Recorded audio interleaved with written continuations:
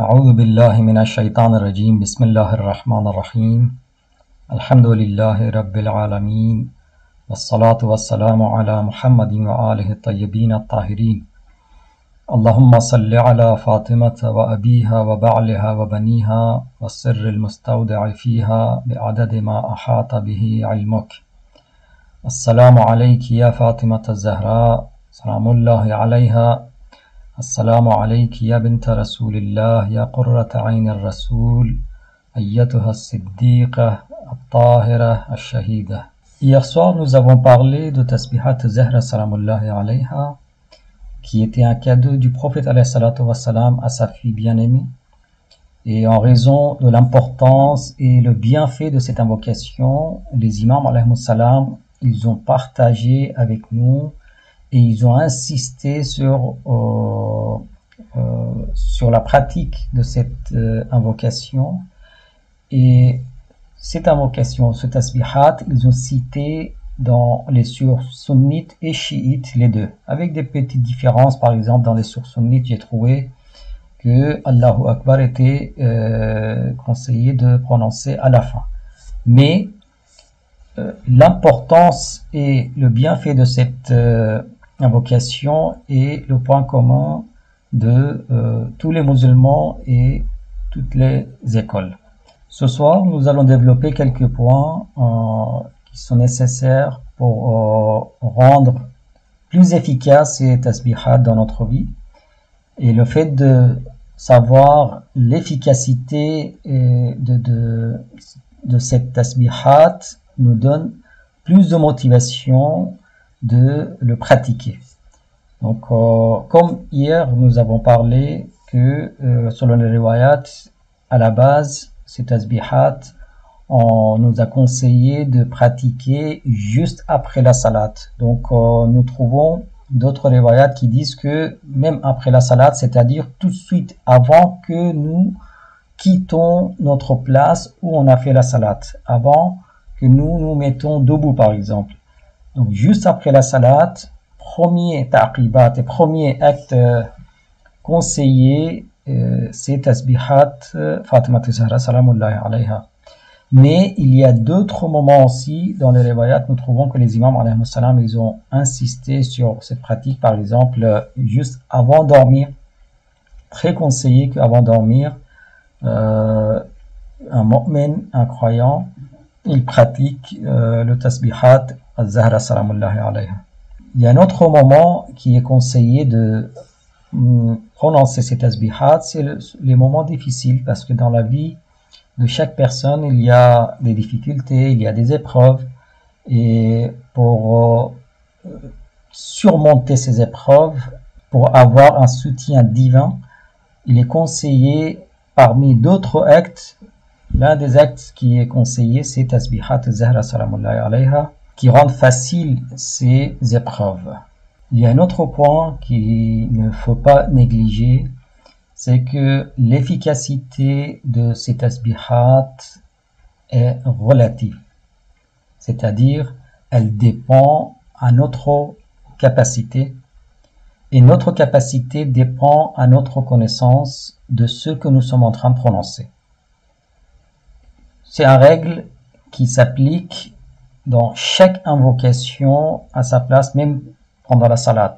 C'est-à-dire, la prière d'un imam infaillible, par exemple Imam Ali alayhi salam, et le bénéfice que Imam Ali alayhi salam il arrive à obtenir par sa prière, certainement elle est différente, largement différente que la prière que quelqu'un comme moi qui effectue.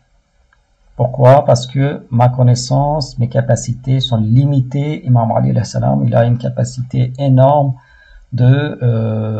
d'obtenir plus de bénéfices. Donc tout ça, ça dépend à notre connaissance. Donc, plus ces connaissances sont élevées, plus de conscience est développée et plus de sincérité est développée, là, la capacité augmente et on arrive à profiter plus de bénéfices de ces invocations. Donc chaque invocation on applique ce règle-là et personne n'est épargné de ces règles.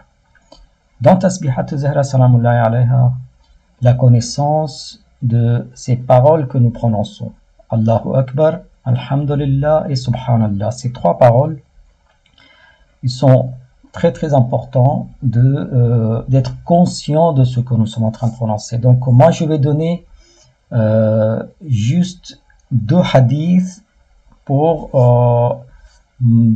juste pour vous donner une idée que comment les imams alayhi salam nous ont appris et nous ont expliqué les sens de ces paroles. Par exemple, le hadith que je vais citer ici de Imam Sadiq alayhi salam au propos de le mot Allahu Akbar.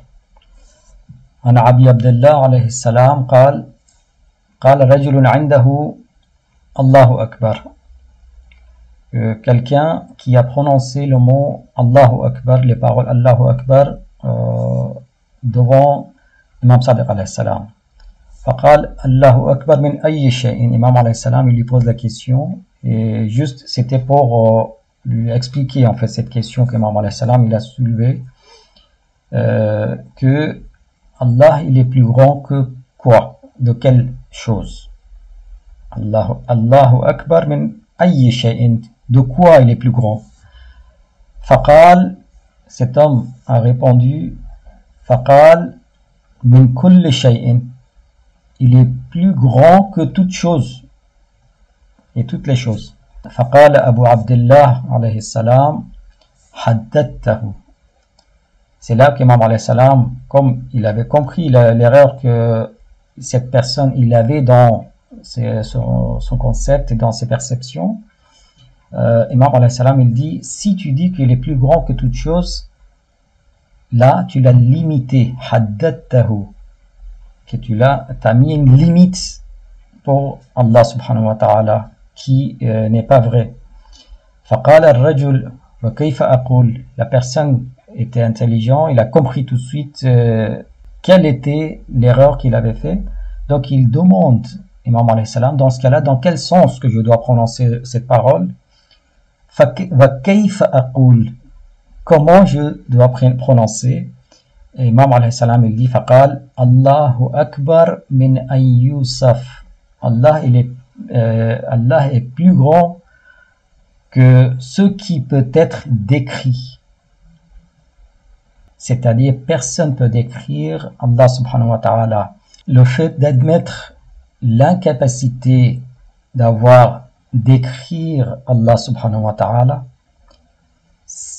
là, c'est cette conscience-là qui nous met dans un niveau que, à partir de ce niveau, c'est Allah subhanahu wa ta'ala lui-même qui nous accorde ses grâces.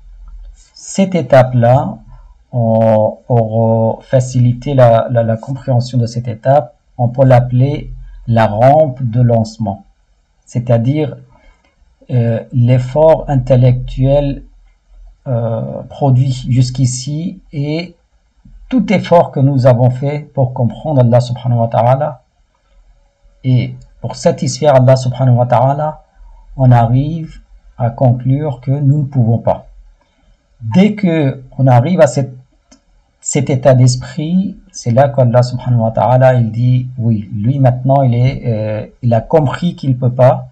Donc c'est à partir de là qu'il y a un grand voyage dans l'océan de connaissances qui commence, que des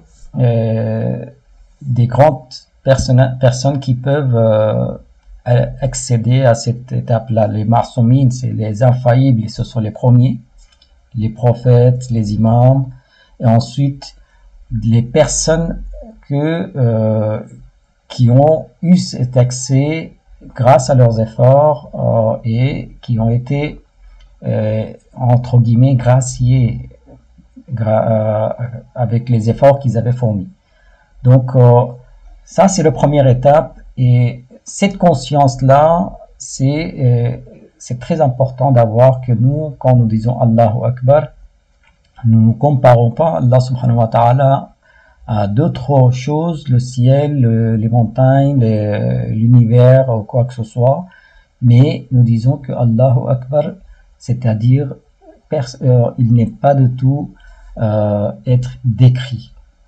Ça, c'était un exemple que nous avons pris pour vous dire que il faut vraiment chercher les vrais sens de ces paroles. Deuxième exemple, c'est un hadith d'Imam Ali alayhi salam qui nous explique quel est le sens de la parole Subhanallah.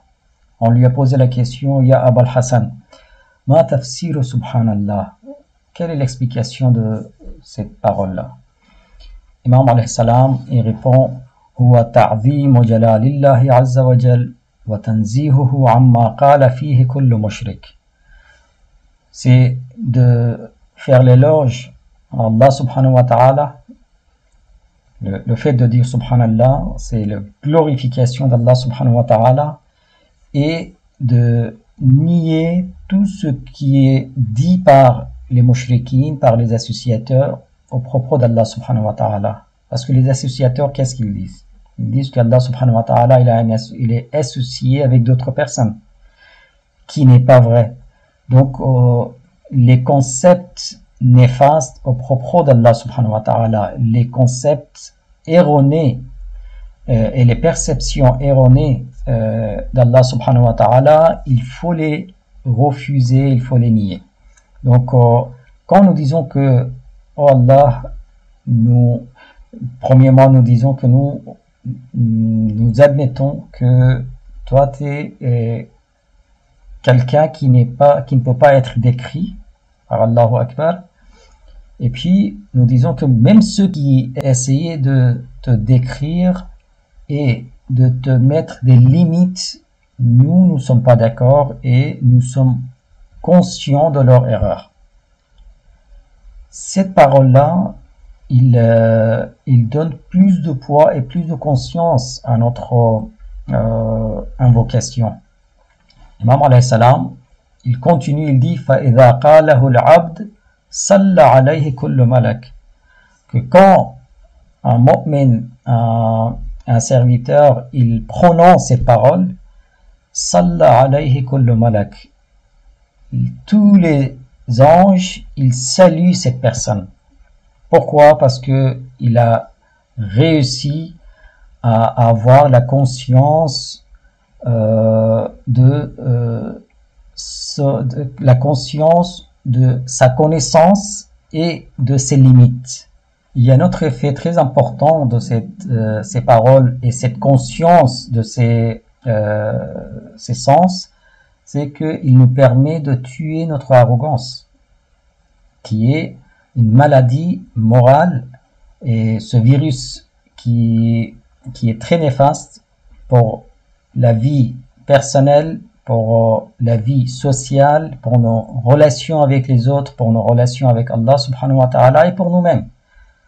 Il faut que ce virus soit contrôlé, soit éliminé, et ces invocations, quand nous prononçons et nous en pleine conscience de ces vrais sens, il nous permet d'enlever tous ces virus. Que Allah subhanahu wa ta'ala nous donne la grâce pour suivre les enseignements de Ahl Bayt alayhi salam et que nous gagnions la satisfaction d'Allah subhanahu wa ta'ala à travers ces enseignements-là, à travers la pratique de ces enseignements-là, incha'Allah. Wassalamu alaikum wa rahmatullahi wa barakatuh.